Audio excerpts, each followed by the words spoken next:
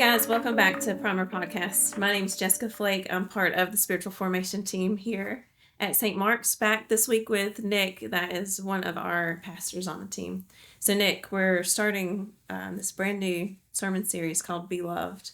So tell us a little bit about it and where we're going. Yeah, so we're going to be in 1 John, and but before we kind of get started diving into 1 John, something you have to know about 1 John is that he uses contrast, and we'll be talking about that here in a little bit too. But he uses this big contrast, and uses light and dark, and good and evil, and love and hate, and it's just this. To really kind of clarify and make things stand out, right? So like artists use contrast to make certain parts of their painting stand out, or illuminates certain sides of it or whatever. Graphic artists use it to and marketers use it to draw our eyes and make things easier to read and stuff. Yeah. And then it also contrast can do a lot of things. It can just make you see things that you had never seen before, right? Have you ever seen this guy, Jessica? I've occasionally. Yeah. I think once my whole life, actually. Stark contrast is what I mean, Yes. And I wanted to. I don't know why I have to bring my beard up all the time. Right. But anyways, it's this contrast that John's getting ready to use, and so John is writing. Well, first of all, the book of John. We're not the author of the book of John. Tradition believes, and we believe too, that it was the disciple John. Mm-hmm. Okay. And in fact, the reason they do this, and I think we can do it together, is the writing in 1st, 2nd, 3rd John is very similar to that of the Gospel of John, and we know that the disciple John wrote the Gospel, so we assume, even though it's not stated in 1 John, that they did it. So what you can do, let's look up. Let me see. You look up 1 John 6-7. Okay. And I'm going to look up the Gospel of John 3:19-21, and we'll see some similarities here. And in the study guide, I think this week we've got just a few examples of this. So in your study group and stuff, you can use that. So so you want to read 1 John. Okay, so 1 John 6-7, right? Yes. Okay. So if we claim to have fellowship with him and yet walk in the darkness, we lie and do not live out the truth. But if we walk in the light as he is in the light, we have fellowship with one another, and the blood of Jesus, his son, purifies us from all sin. Okay, so that was 1 John, the letter we're going to be talking about today. And this is the Gospel of John. And this is chapter 3, verses 19-21. It says, and the judgment is based on this fact. God's light came into the world, but people loved the darkness more than the light, for their actions were evil. All who do evil hate the light and refuse to go near it for fear their sins will be exposed. But those who do what is right come to the light so others can see that what they are doing, God wants. And so there's multiple accounts where there's this very similar writing style, and so it's very clear. So whether or not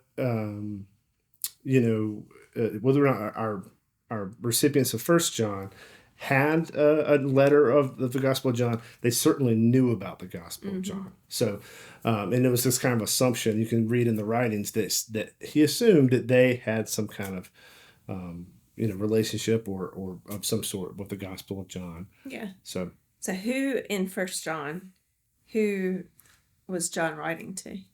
So he doesn't state who he's writing to, but we know from 2nd and 3rd John and some things that more than likely some churches, some house churches that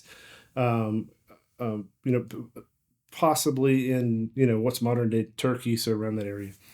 Possibly had been places that he had planted, and talks about he talks about them as his children type thing. So it's like this endearing thing, that maybe he had planted those churches.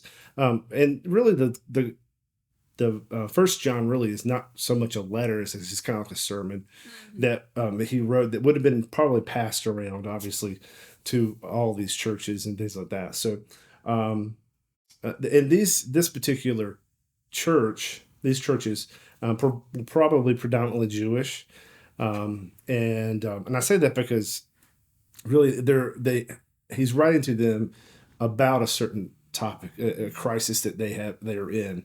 People are leaving the church and causing some dissension and division. And there's some deceivers that are preaching a kind of a different gospel, one that is not doesn't believe that Jesus is the Messiah. And so it's causing some doubts, some questions, and people are kind of questioning and doubting whether or not because everything's new, right? Everything's brand new. Yeah, so whether or not John was with Jesus, as a disciple, and so obviously it's not hundreds of years later. Yeah, exactly. And so it's not something that's been it's fairly new. Yeah, and there's all this tradition that they've been accustomed to, so they've have a lot to think about. And yeah, and in particular, this what's when we think about the letters that Paul wrote, or Peter, or John, or whoever these the letters that we have, these were really the scriptures that they had. Like there was no New Testament, there was no collection of books. It was all together. This was really all that they had, and then it got passed around and stuff like that. So, and every church that was planted, the good news of Jesus was spreading rapidly, and which is amazing. But it presented problems in the fact that every community had its own challenges, just like our communities today. Right. And like you said, there's traditions that they may have had, or belief systems that they may have already had been in, and so and that's kind of what is happening in this this community. Why were they doubting that Jesus was the Messiah? Like what was stirring that made them doubt that? So we don't know exactly, but we can kind of glean from some of the things that John emphasizes in his letters, that it's an early form of Gnosticism, or essentially a Greek belief that all matter and all humanity is evil. All of matter and world and all spirit is all good. So matter is all pure evil, and then spirit is pure good. And so it has led them to believe that if Jesus was human, then there's no way that his human body could be a sacrifice for sins or anything like that. So it's leading to doubt whether or not Jesus was the Messiah, and whether or not they should follow him. So these were people that were believing at one point. They had relationships with John, and then John felt like he got called somewhere else. And once he had left, they started doubting and looking. They probably started looking back into their old life and started having some questions. Yeah, absolutely. Yeah, just questioning it and doubting, and that was causing some problems. People leaving and everything. And so John is tasked with writing this letter. And the letter's not going to come in the mail, right? That's not, and there's no email, or there's no text. He can't call up. He can't even hop on a plane, or a car to go see them. It's just like he's written this one kind of letter, and so I always think that's really interesting. The fact, like, what's the process of him? What am I going to put in this letter that's going to make this impact on them? And I think there's two things that the promise he has. One is he has to reiterate the gospel, the good news. Like he has to, he's already told them that, and they already know the truth, and they believe the truth. But now he has to reiterate that, and so that's part of what he does, and part of that is contradicting this belief that matter is evil and that spirit is good, but rather that both body and spirit, we believe, are corrupted by sin.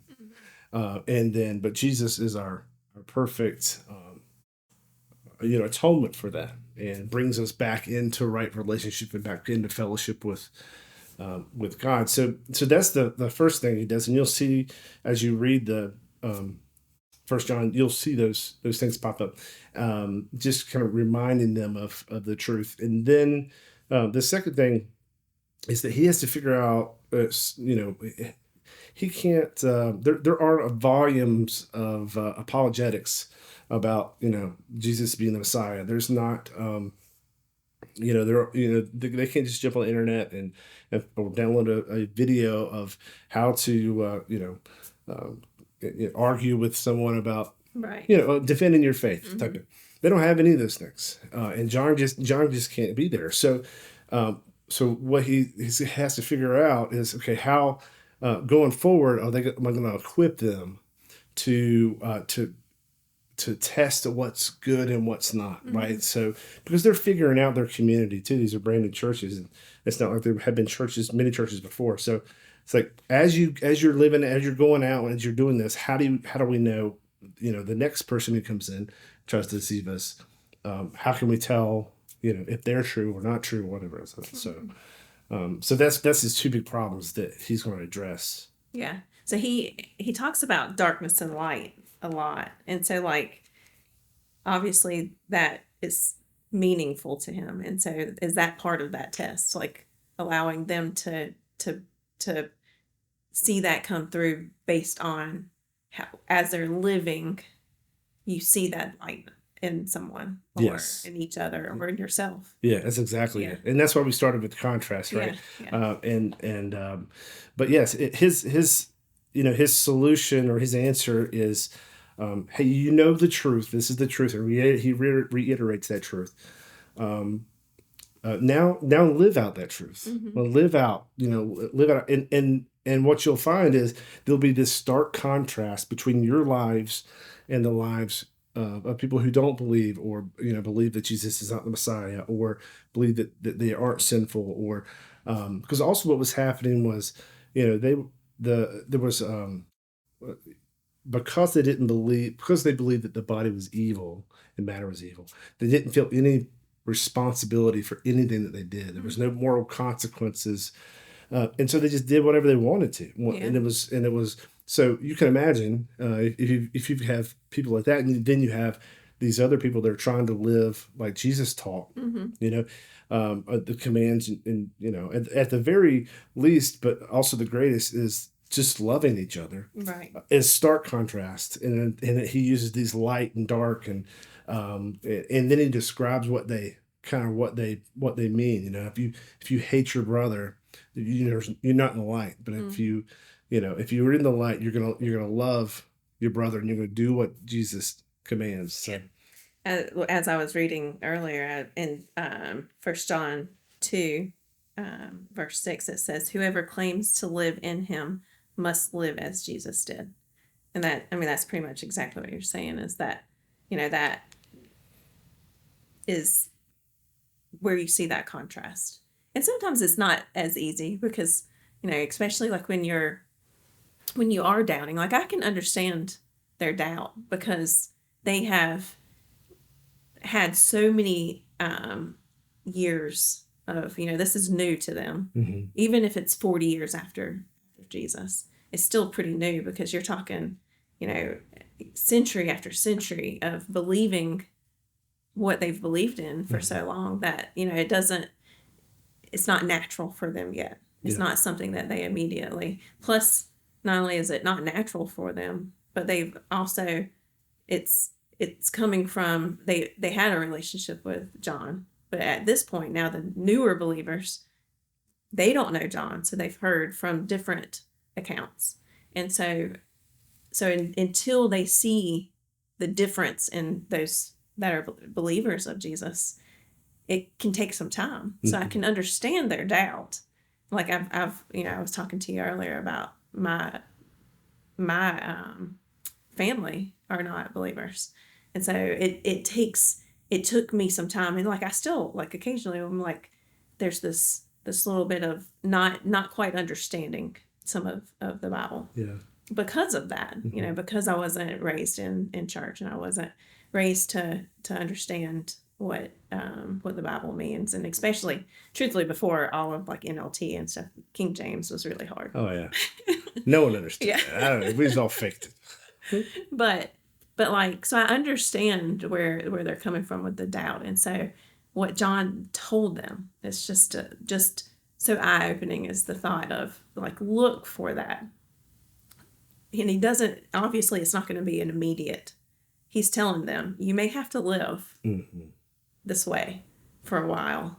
And as believers, to be able to continue to do that and live like Jesus did, to continue for those other believers that are doubting, those newer believers that are doubting, to see in them Jesus, because they didn't see that firsthand account that John did. Yeah.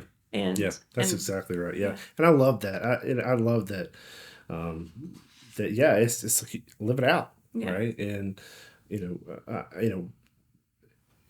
obviously the Bible is a big proponent of doing all this in community. And John talks about that, about being in fellowship with God, being in fellowship with one another. And Jesus, that was, a big deal that, he said that they'll know who I am by loving you, by how you love each other. Mm-hmm. So, the fact that there's not just, John didn't write down this list of, here are the, the top 25 things that you need to know to refute, a heretic or whatever. Yeah. But instead he just says, here's the simple truth of the gospel, and live it out. Mm-hmm. And that's that, you talked about faith earlier too, about that act of faith. Yeah. And it's just like, okay, I'm going to live it out, and we'll see. And what it does, and what it did, I think, for the churches, is the truth rose to the top, right? Because they were trying to figure out what truth, were some. So the truth of how we practice and how we do things rose to the top, and as evidence of love and looking like Jesus. And if it didn't look like Jesus, it was out. It was phased out. And that's why, John says, hey, pay attention to this contrast. Pay attention to and you'll see, being able to see more clearly. And I think too, also, we talked about earlier, is it, it also, we pay attention to the contrast in our own hearts. Right. And it is, John is not telling them, hey, they will know you by your perfect life. It's not what he says, right? In fact, he talks about, he talks about when you do sin, that we have an advocate in Jesus, and if we confess, and he'll forgive us. So it's this ongoing transformation. That's why it's like, it's a live it out. It's a time will tell type thing. Yeah. And of course we know it did. So yeah, and I think that your last comment, like, I know I've learned as much, probably more, from people that are just vulnerable about their times that they failed or times that they've messed up, and then them coming past it and not losing faith or not losing hope in their relationship with Christ. Yeah. And that is where, like, I've seen my growth because of them. And so they're shining this light even when they're feeling like they've failed, but just being vulnerable and being able to lean on each other. And that happens in community. Absolutely. Small groups. Right. Yeah. So guys, we hope you dig a little deep into 1 John these next few weeks, and we can't wait to see you next week. See ya.